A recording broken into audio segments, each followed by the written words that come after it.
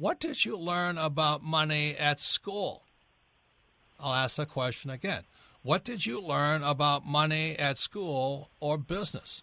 You know, how many of you were told to go to school, to get a job, work hard, save money, get out of debt, and invest for the long term in the stock market? How many were told that? And do you realize they're still saying the same thing in schools today, in most schools? So the good news is there's many changes finally coming about with the subject of financial education, entrepreneurship. What do we teach our kids? The problem is it's not happening inside the school system. It's taking place outside the school system. So for those of you who are wondering why you're stuck at this job you may not like, not earning enough money, and wondering what you're going to do, I'd like to hear some good news about what other people are doing outside the school system. So Kim and I were just we were teaching a new program called the Entrepreneurs Development Program, which is in development. And, of course, as my favorite people always show up, financial planners. And, of course, they're hopping around out there because I'm just coming at them relentlessly. And this woman, she's a great woman. She's strong, tough, smart, arrogant, but tough, strong, and smart. And she goes, well, what about the magic of compounding interest? Now, if those of you ever taken a financial planning course, that's their ace in the hole. They always want to talk to you about what Einstein called one of the greatest miracles of all times, the magic of compounding interest. So you leave $1 in, and in 3 million years, it's worth $4. You can't wait for that kind of action. And the other thing she talked to me later on about was the rule of 72. Well, what about the rule of 72? So what's happening, ladies and gentlemen? What is the rule of 72? Oh, that means you're getting 10% interest. Your money doubles in 7.2 years. You get 10% interest per year? Yeah, well, that's only one problem with that thing. It's the 10%. That's kind of missing. So Something's missing in that equation. Could it be the 10%? Yeah, so, so most of the class was sitting there. It was about 100 people. 'Cause like I said, it's a prototype program on how you teach entrepreneurship. And she's sitting there, and the class is listening. I said, so the magic of compounding interest. So let's say interest is at 0. So you compound at 0. What does that equal? 10? What I'm trying to say here, she was so taught to repeat and regurgitate and vomit that same BS out all day long that she doesn't even know anything. And what I'm saying is most financial planners are good people, and most teachers know nothing about money. So the question is, what did you learn about money? And most importantly, what are we doing to change it? So this program, I'm very excited to say, is not about the magic of compounding interest or the rule of 72, but it's really about what people are doing outside the school system to teach our young people to be entrepreneurs and to be responsible citizens with their money. Any comments, Kim? Well, yeah, it has to happen outside the school system because the school system is too slow and it's obsolete in so many ways, and kids are so bored because it's not relevant. They get their information online, much better information, quicker information. So today's show is what people are actually doing. They're actually doing to bypass the school system and teach what kids want to learn today. So our first guest today are Russell Brunson. He's an entrepreneur, owner of .com Secrets. He works with the Rich Dad Company. He has ClickFunnels, and he's teaching one of the most essential skills that most people don't know, what entrepreneurs need to know, sales. How do you sales? Or a funnel means how do you, if you're going to make one sale, you probably have to have 1,000 people in the funnel. I mean, those are the stats. And his father, Russ Brunson, and he is Russell's father. So what we're going to be talking about is how Ross taught Russell or encouraged Russell to be an entrepreneur and how that relationship worked. Once again, our school system is so behind the times that you and I, as private citizens, concerned citizens, need to bypass an obsolete school system. So, Ross, you're Russell's father. What do you think of your son, Russell, being an entrepreneur and so successful and such a great young man? I think it's great. He's really taken to this, and he's done very well with it. It's interesting about him. He's kind of been different from the beginning. How so? When he was a young kid, one of the things he would do, first of all, is he would sit up at night. He'd watch these late-night TV shows talking about ways to make money, and and he'd be up all night when we were in bed, my wife and I, and he'd tell us in the morning, "Dad, I'm going to be a millionaire." How old was he then? Oh, he was probably only 13 or 14, maybe 15, something like that. I'm going to be a millionaire, Dad. I'm going to be a millionaire. And he was talking about like in a month, not in his lifetime. I'm going to be a millionaire. And I'd say, yeah, just, keep dreaming. That's a good goal. But so he would do that. And then what he started doing is he would get these entrepreneur magazines, and he would start sending out letters to every single thing in there that had how to make money and ways to become rich. And we started getting bombarded with this sales materials from all these companies. I mean, just hundreds and hundreds of letters every single day would show up in our mailbox. And he started papering his walls in his room with them, all these things. And when he finally left, we had boxes and boxes of these, get-rich-quick type ideas. So, Russell, how old are you now? I'm 36 now. And when did you start your first business? It's actually funny. So fast forward a few years after me ordering all the junk mail, and I was in college, and I was wrestling at Boise State, and I was trying to figure out what to do with my life. And my dad, for my birthday, actually gave me Rich Dad Poor Dad, the book. Smart dad. Very smart.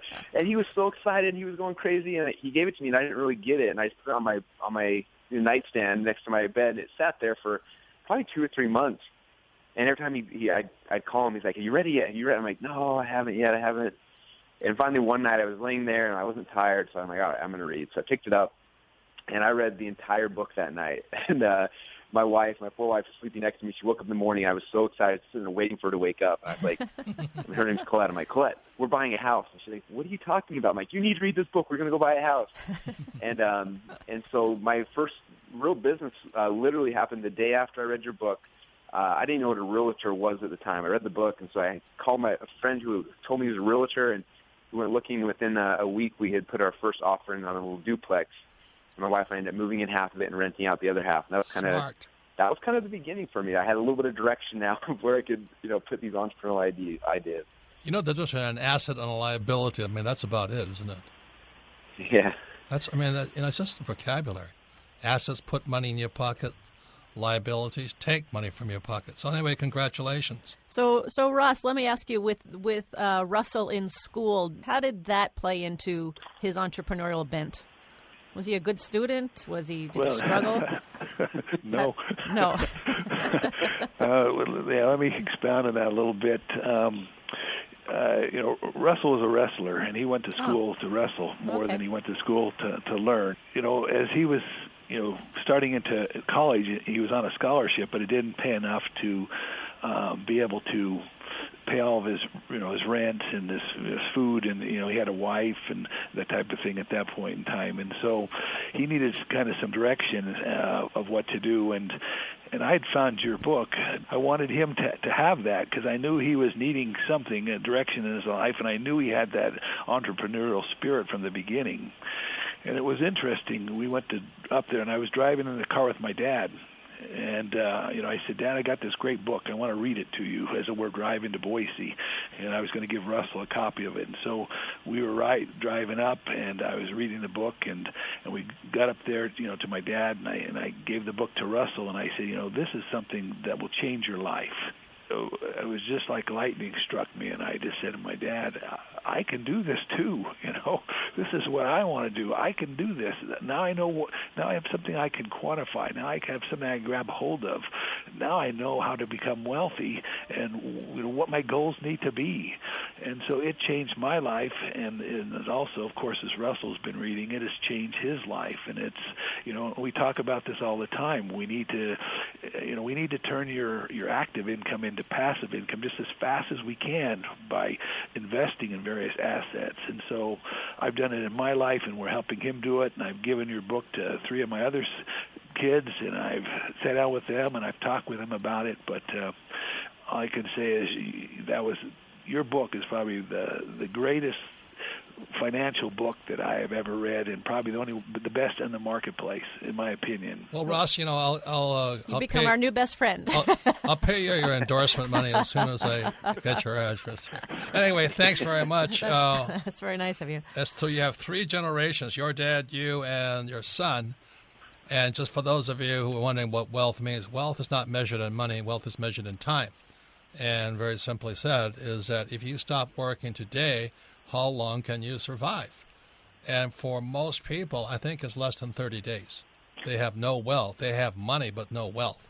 And that's a very big distinction. So, Russell, let me ask you, as what would you say to an aspiring entrepreneur? Maybe they're in school, maybe they're in high school, maybe they're in college, and that's not quite working for them, and they know they want to be an entrepreneur. What would you say to them? What advice would you give them?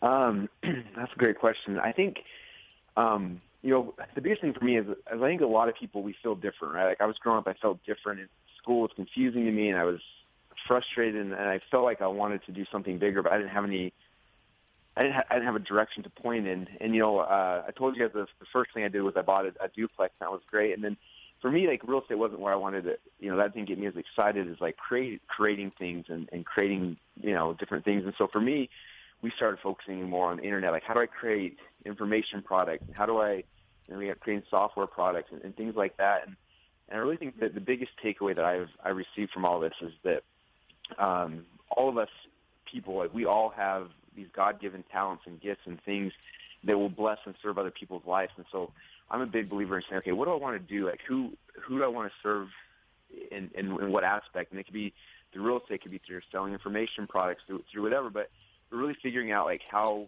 you can serve other people.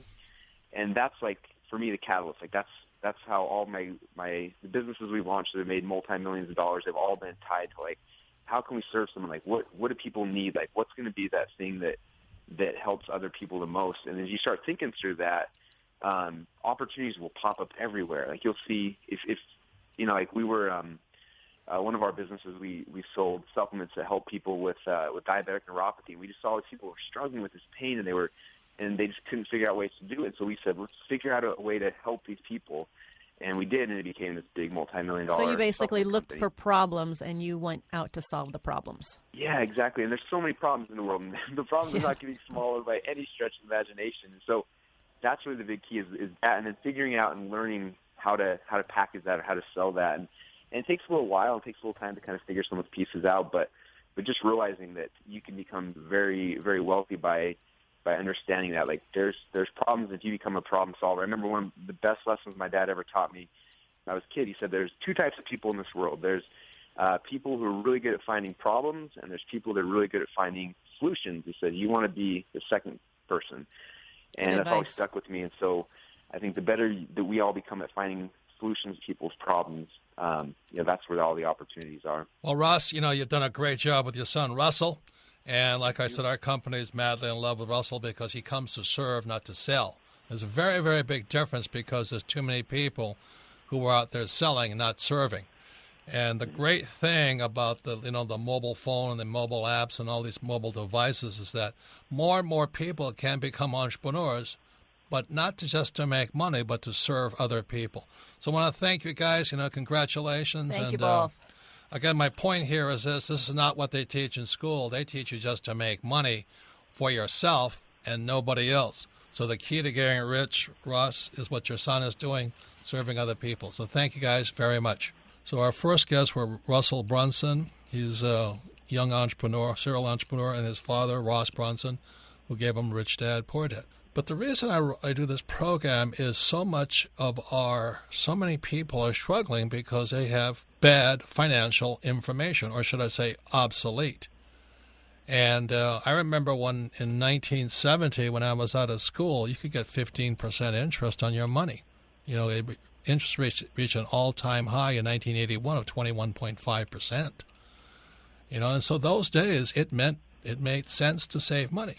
Well, just this past weekend, Kim and I were teaching a program called the Entrepreneur Development Program. It's a development program. You don't just pop out as an entrepreneur. Very few people, or at least are successful at it. And in there, naturally, some of my favorite people, financial planners. and they were hopping on the chairs like I had a gas fire under them. And this woman raises a hand, good woman, she's strong, tough, smart, well-educated. She goes, and she says, I'm a financial planner, and what about the magic of compounding interest? I go, okay. What is 0 squared? And she goes, what? I said, well, what is 0 times 0? She goes, what does that have to do with compounding interest? I said, look, ma'am, the days of 15% interest are gone. Today you're lucky if you get 8%, which you never get anyway. So she's still living in the past. And then she says, well, what about the rule of 72? And for those that may not know, the rule of 72 simply means you get 10% interest, your money will double in 7.2 years. That's what it means. And I said, ma'am, what is 77.2 times 0? And she goes, that's still the rule of 72. But that's what I'm saying. The reason people struggle today is because we have no financial education in school, and our school is the problem. The good news is our first guest, they, father and son and grandfather, decide to change what's in their heads. So Ross Brunson talked to his son, Russell Brunson. Now Russell's a multimillionaire, even though he struggled in school. And our next guest is Rich Martinez, president and CEO of Young Americans Bank, based in Colorado. His website is center.org. Any comments, Kim? Well, yeah, and this program is really important because we're talking to people who, the school system doesn't work for a lot of people. And today it's so slow and pretty much obsolete in so many ways that we're talking to people that are becoming entrepreneurs. They're understanding money outside the school system. We're bypassing the school system to teach kids what they need to learn because they're not learning it in school. Yeah, you see, I became a rich man by homeschooling. My rich dad basically homeschooled me, in his business, thank God. So I had some real-life business experience, not theoretical experience like a lot of people have in school. So today we have Rich Martinez, once again, president and CEO of Young Americans Bank, based in Colorado. So welcome to the program, Rich. Welcome, Rich. Thank you. Well, so what are you guys doing with Young Americans Bank? Well, we're really, as you talked about just prior, is really giving kids that knowledge of how does the banking system work. And as you talked about, interest is not at its high that it has been for a long time. So you're really trying to get that habit of first of all, how do you negotiate this crazy world that I think very few people do know how to negotiate, with the vocabulary, with all the different types of accounts, but getting in a habit of saving but also spending, and what does that mean for your financial future? We do that with real-life bank products, so we are a state-chartered FDIC-insured institution, and we believe that it's hands-on real-life experiences that make the difference. And what ages are your clients? So they start out at 0 as soon as they have a Social Security number all the way up through 21. Really, in truth, they start getting it about 3 or 4 years old of how to make their own transactions and do things within the bank. So you also have kind of an entrepreneurs program and things like that. So I saw a video clip of it. Yeah, so through our companion nonprofit, Young American Center for Financial Education, we do a lot of training in free enterprise education, so understanding how to be a good citizen, and explore careers. We do a global economics program so that the kids understand the interdependence of our world today, and then programming to help kids explore this incredible world of entrepreneurship that our nation was built on. So do kids actually come to your bank and pitch their business and ask you for loans? Yes, so we do a variety of work? programming, summer camps, and then school-based programs where we have kids that will pitch ideas, and then they can come in front of our loan committee and actually pitch a business idea trying to get a bank loan. You actually give bank loans to, like the SBA does, to entrepreneurs?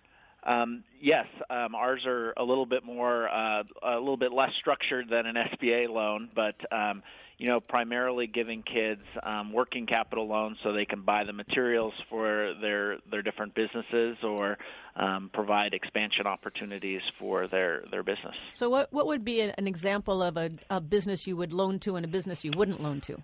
Yeah, well, we try to lend to everybody as long as we have a solid business plan. But one young man has a bread business, and so does homemade bread, and wanted to expand his market into sliced bread. And so we lent him $30 for an electric knife so that he could be in the sliced bread business. That's good. Very simple concept, but a young man looking for a market that could sell to friends and family and neighbors. And so it starts that simply. So how do you collateralize those loans? Well, that was an unsecured loan. I think we would love to have taken that knife as collateral, but we had mom and dad as a cosigner on that loan, and then we do have a guarantee fund that's been provided by some generous funders to help us make these loans bankable. So you guys hedge your positions out there then? Yes. Very good, very good. So let me ask you this: Is this? I just got to ask from the business side. How do you make money?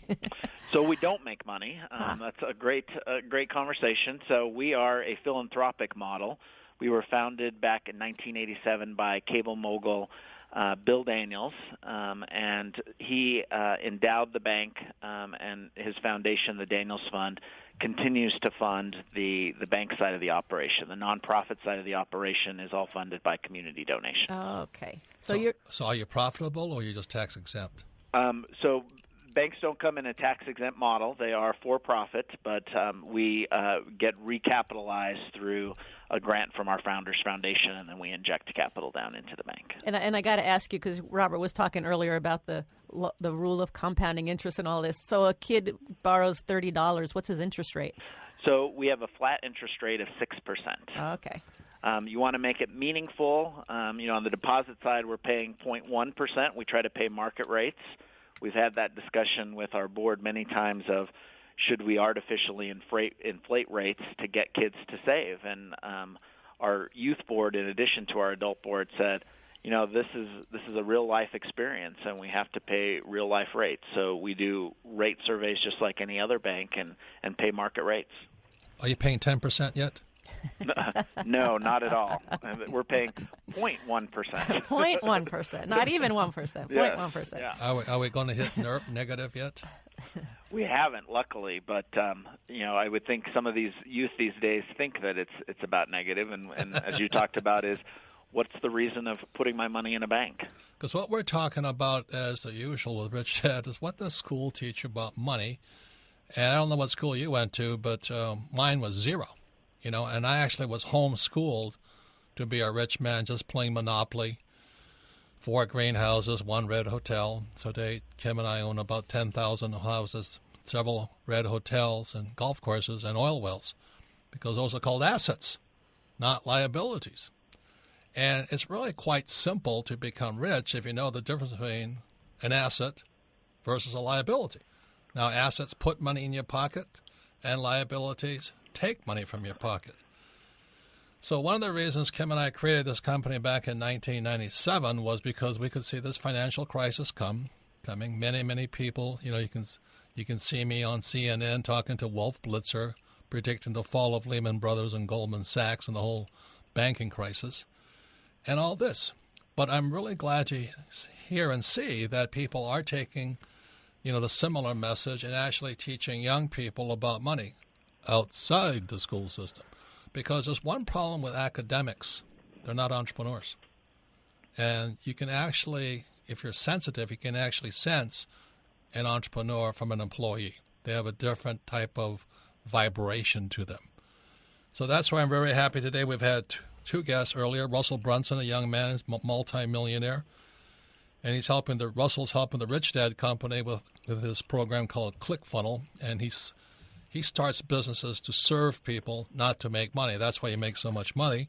Our new guest, latest guest, is Rich Martinez. He's the president and CEO of Young Americans Bank, based in Colorado, and it is a hands-on way of teaching young people about banking, but also entrepreneurship. Any comments, Kim? Yes, well, we were talking at the break, and Rich, you were telling a story of one of the young men that came through your bank. Yes, we have a young entrepreneur, his name is Jack Bonneau, and he has a company called Jack Stands.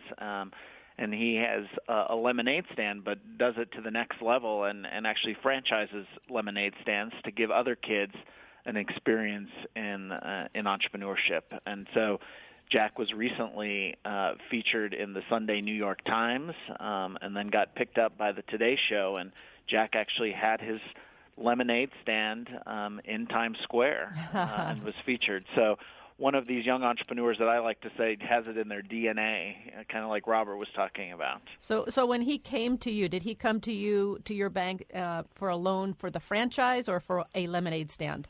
So Jack actually started in some of our summer classes, but yes, he came with a loan for the franchise, not for the original lemonade stand. Nice. Boy, I tell you, you guys are operating.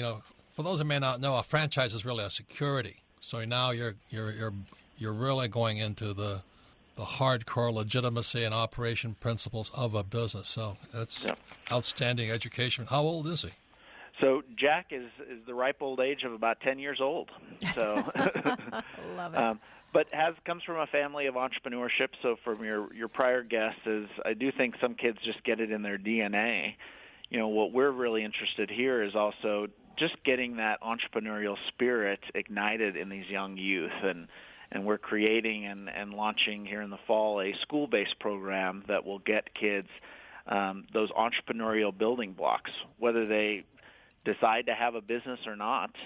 Through our Youth Biz program, they'll get a chance to see what it is to create value, and as you talked about, and regardless of whether they start a business or not, they can be entrepreneurs or intrapreneurs in any different occupation they decide to pursue. And Rich, when you say school-based, does that mean it's going to be a school, or it's going to be a supplemental summer school, or? No, so it'll be in the classroom, taught by teachers or facilitators. And as Robert talked about, they are not the most entrepreneurial people. Exactly. And so being able to give them a curriculum that is aligned to state academic standards as well as national entrepreneurial standards, and being able to allow them, and we're also educating those facilitators on different things. So they'll do some self-discovery as students, understand who they are as people, some ideation projects, some prototyping, and end up in a business pitch to get ideas out.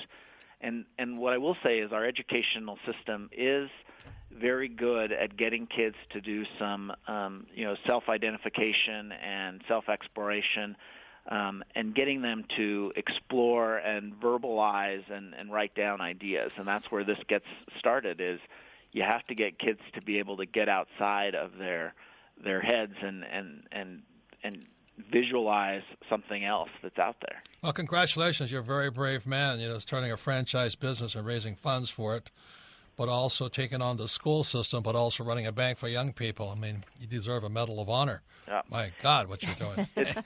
It's hard work, but you have to go to where the kids are, and our school system is where the kids are. We do a lot also with home schools and private schools, but our public school system still has by far and large the greatest number of students, and it's a great place for them to get some exposure. Yeah, let me ask you this. How do the parents respond to it? It's a general rule.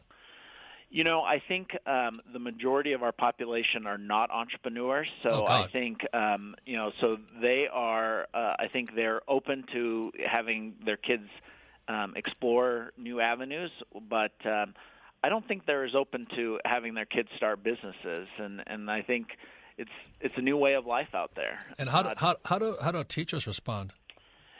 We've couched it in a way so that it is more about, like I say, those other academic areas. So you had to speak their language instead of having them learn your language. Absolutely. Interesting. Yes. Interesting. And is that because people are just so ingrained in the parents too about the kids got to get a job and the teachers got to get good grades? Is it that mindset that you're fighting against? Yeah, I don't think it's about grades and those academic subjects, not about getting a job. I still think there's a huge disconnect between relevant education to get kids employed versus what are the academic standards that they're trying to meet. And that's what I think our programs do, is bring those two sides together, bring business into the classroom with guest speakers, but really create that connection for kids and get their education to have some relevance. Once again, it's Robert Kiyosaki, the Rich Dad Radio Show, the good news and bad news about money. You can listen to this program on your time and your schedule. The Rich Dad Radio app available at the App Store, and all of our programs are archived at TheRichDadRadio.com, so you can listen to it again. And if you have friends and family who need to listen to this program, listen to it and then discuss. What we're talking about is one of my pet peeve subjects, is why don't we have financial education in schools? And our guest is Rich Martinez, President and CEO of Young Americans Bank, based in Colorado. And that's where education is going right now, is going outside the school system, because exactly as Rich said, the academic system is controlled by the government. And the government determines what you can teach kids. And for some reason, money seems to be something forgotten by the government, as we can tell by how inoperative our government is. So it's people like Rich, again, President and CEO of Young Americans Bank, who are taking up the slack in the education system and actually teaching a subject that most young kids need to learn about. It's a thing called money. And, when I was in school in the 4th grade, I raised my hand and I asked my teachers, hey, when am I going to learn about money? And the teacher says, well, we don't teach about money in school. Besides, money is the love of money is the root of all evil. As well, maybe for you, but not for me. So that was, I ran into it right away. And then she said, well, go talk to your dad, because my dad was head of education for Hawaii. And my dad says, look, I am a government employee. I have to teach what the government tells me to teach. So, ladies and gentlemen, that's what we're running up against in the academic system. And we wonder why we have Bernie Sanders running for office saying he's going to give everything away for free, and going, okay, well, someone's got to pay for it eventually. But anyway, that's why I'm really glad to have this program on what entrepreneurs are actually doing and business people outside the school system to educate our young. And Rich, Young Americans Bank, your website is yacenter.org, correct? Correct. Okay, so let me ask you this. What's the we talked about a loan earlier of $30 for a knife. What's the largest loan you've ever made? So we've done a $25,000 loan to a fence company. Oh. And this was young brothers that had worked with a fence company. They were about 18 and started saying, you know what, we could do this. And so we took a risk on them and gave them a $25,000 loan to start out their business. How'd they do?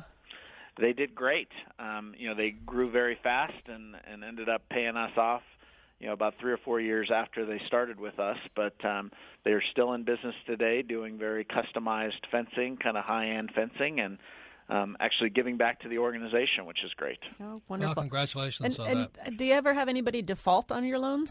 Yes, unfortunately we do. What happens then? But yeah, that's real life, and so there's things that go wrong, but just like adult borrowers, our young borrowers, we try to get them to talk to us and work through those setbacks and pay off loans, because they are building a credit history here, either positive or negative. That's fantastic. That is. You counsel them. I think it's just like I said, like adult borrowers. If they don't speak to anybody and talk to anybody, they avoid calls.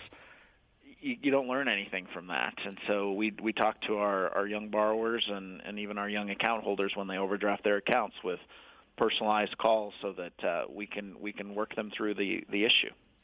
So, what do the parents of these defaulters say?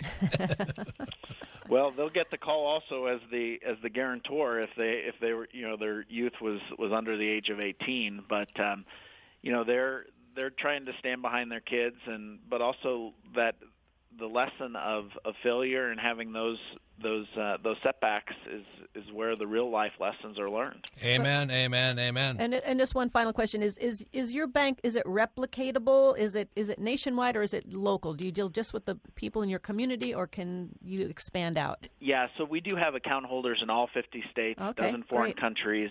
The headquarters, they have to do all the business here out of Denver. It is, as we talked about, not profitable, so it is a very expensive model to replicate. So, but we do have a lot of people do their banking through the mail or via our online banking app and things like that. And best to find you online at your website? Yes. yacenter.org. Great. I'm out of time. A quick question, Rick. How long do you think interest rates will stay low? I think we are in a low interest rate environment for at least the next 3 to 5 years, which is very unfortunate as long as we've already been in this environment. Yeah, but it's good news for guys like me, so thank you for the good news. Good news for the borrowers. Yeah. I just love debt. I love low interest rate debt. Again, we're talking about what the school teach you about money. The answer, for me at least, was zero. And I learned about money being homeschooled in many ways. I was actually an apprentice to my rich dad, and he just taught me playing Monopoly, 4 greenhouses, 1 red hotel. And that's what Kim and I have today. We have lots and lots of little greenhouses and lots of hotels, golf courses, and oil wells, which is why we don't have to work as hard. So I want to thank our guest, Russell Brunson, entrepreneur, owner of .com Secrets, and his dad, Ross Brunson, Russell's father, and Rich Martinez, president and CEO of Young Americans Bank. You can submit your questions to Rich Dad Radio, and the questions we select are those that kind of relate to the subject of the day. And today the question is, what does school really teach you about money, and how much of what you've been taught is actually interfering with your ideas and your life right now? So, Melissa, what's the first question if I ask Robert? Our first question today comes from Emily in Columbus, Ohio. Favorite book, Midas Touch. She says, Robert, do you see any value in public school education other than to be trained as an employee? As a parent, I struggle with investing so much of my son's time in school. That's a question we're always asked, and I think the thing is education is important, even that stuff they teach you in school. Basically, school is to teach you reading, writing, arithmetic, and how to socialize with idiots. That's how I saw it. Because I was not in the in crowd. I was always kind of the out crowd. And I didn't know what I was doing in school, but I met some great friends. That's where I met Rich Dad's son and all this stuff. And I went surfing a lot, and then I was kind of done well there. And then I went to military school, which was one of the best things I've ever done because I needed discipline. And then I went to flight school, which I absolutely love. Fly in the morning, study in the morning and fly in the afternoon. I was in Hog's heaven.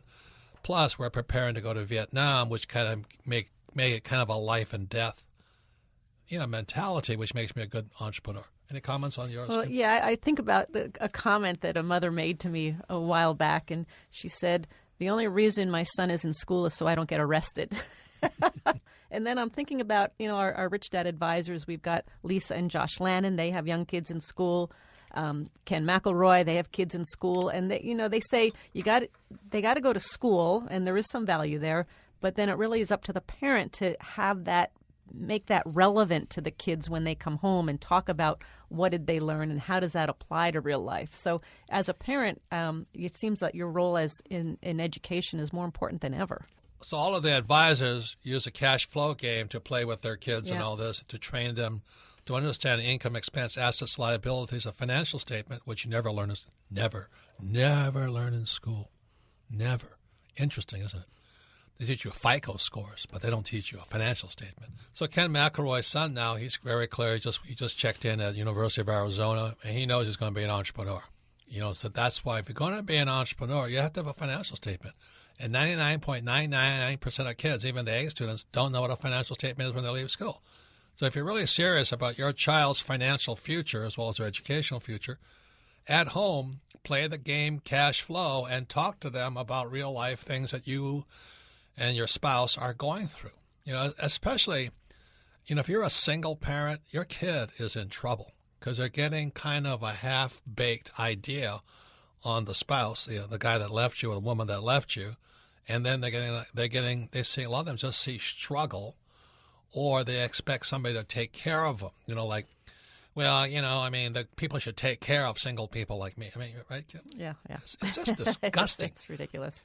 We have friends with single daughters with kids, and it's shocking what they're teaching their kids. There was an attitude check, should I say, about men and money, and then women and money. So that's why I'm going, holy moly, man, if you don't take control of your education at home, I don't know what's going to happen to you. Yeah, and it reminds me of Lisa Lannon telling me a story, and Lisa's one of our Rich Dad advisors with her husband, Josh.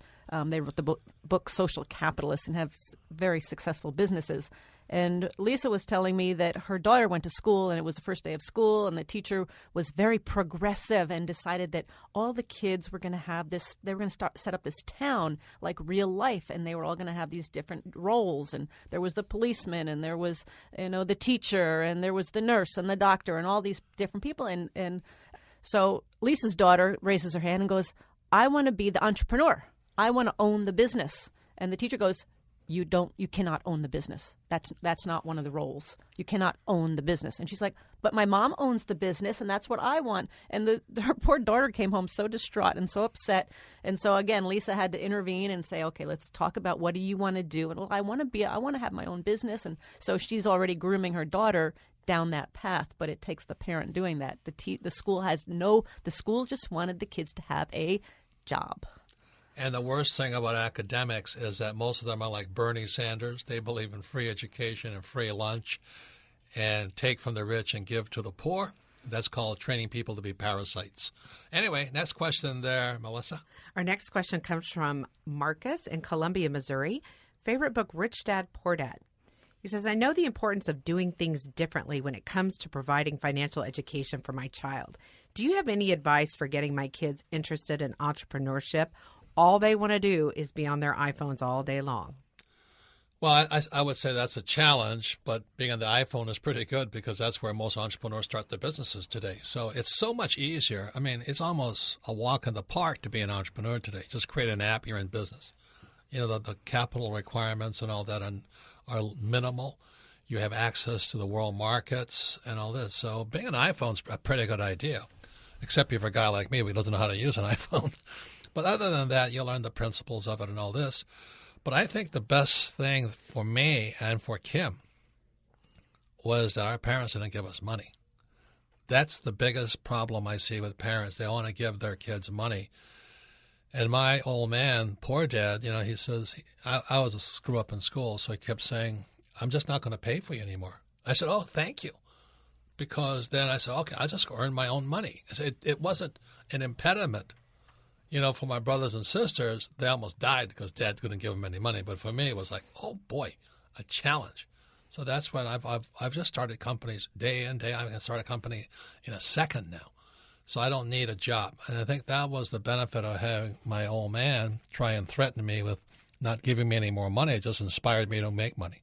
Well, it was in my DNA to not be dependent on my parents. And that went into the future with me as well, because I actually got jobs when I was in high school. I got jobs in college. I actually told my parents to stop sending me money. I was okay. I was making my own money. I was in college. I would be fine. So stop sending me money. And they were so concerned that I was doing too much outside of school and that I was going to flunk out of college. And it all worked out. But I just did not want that dependency on money. So it was really important to me. One of my best businesses, I went to military school. One of my best businesses was called Dogs and Buds. So we Dogs and Buds? Yeah. Because it's a military school, we weren't allowed to drink. We weren't allowed to cook and all this. So we broke all the rules. My friend, they got this pressure cooker, and we would charge all these guys $5 because we couldn't get Budweiser and we couldn't get hot dogs. Everybody wanted hot dogs and Budweiser. So we would rush out. We'd buy all these cases of beer and sneak them into the school, which was, I wouldn't recommend it today, but we're entrepreneurs. And then we bought all these hot dogs and buns and mustard and relish. And so we get all these guys in the room, probably 20 of them. We collect $5 each. So that was $100. Now our cost was probably about 40. So we'd have all these hot dogs and bugs. This pressure cooker would go. We had the fan going to keep the smell of the hot dogs. A military school, you know what I mean? They have guys with guns walking around to protect us from them. Anyway, so we'd have this Buds and Dogs night, and the hot dogs would be boiling away, the buns would be out there, and the Budweiser would be there. 20 guys in a room at $5 each, and then Dirty Ed and I would say, ready, go. So because we never bought enough of Buds and Dogs, there was like this feeding frenzy. It was more entertaining than anything else. These guys are sucking down beers and stuffing hot dogs in their mouths. So I learned the power of marketing. That's what I learned. So not having money has actually been the best thing for me. Not having a paycheck has been the best thing for me because I just, I don't know if I'm a serial entrepreneur, but if I need money, I just create something. And I think that's the value of not having money. And I'm just going to add a commercial message to Marcus. You want to teach your kid about being encouraged about entrepreneur. We do have a book. It's a graphic novel. It's called Escape the Rat Race. And it's cartoons, and it's a real easy read, and it's something you might want to give your child. Next week, I'll tell you some of the other businesses I started. We'll have to wait until I get an R rating for that one. Next question, Melissa. Please, Melissa. Next question. Our next question comes from Casey in Austin, Texas. Favorite book, Rich Dad, Poor Dad. It says, what is your advice for finding and maintaining a mentor? I don't have any advice on that. I think you have to be, this old saying that goes, when the student is ready, the teacher will appear. And that has happened for all of us. Now, this is another point about it. You may not like the teacher. In other words, sometimes the teacher is teaching you something you don't want to learn. So for Kim and I personally, some of our best teachers have been crooks and criminals who have no scruples and no morals. But it was teaching us, Kim and I, a lesson is that we're too naive and too trusting. So, everybody thinks, if I find a mentor, life will be happy and all this. Some of our best teachers have been, nice people, but criminals at heart. They would sell their mother for $1. And the world is filled with people like these. So you've got to be very, very careful. So sometimes your best mentors are people you learn to hate after a while. Well, and sometimes, as you say, when the student's ready, the teacher appears, and that brings to mind our friend Frank. When you wanted to take companies public, and we were going to teach that, and all of a sudden we get introduced to our friend Frank, and Frank became a rich dad and a great mentor to us for many, many years. Passed away at 92. But I get when as soon as you're crystal clear on what it is you want, the right people do show up often, and oftentimes they are mentors.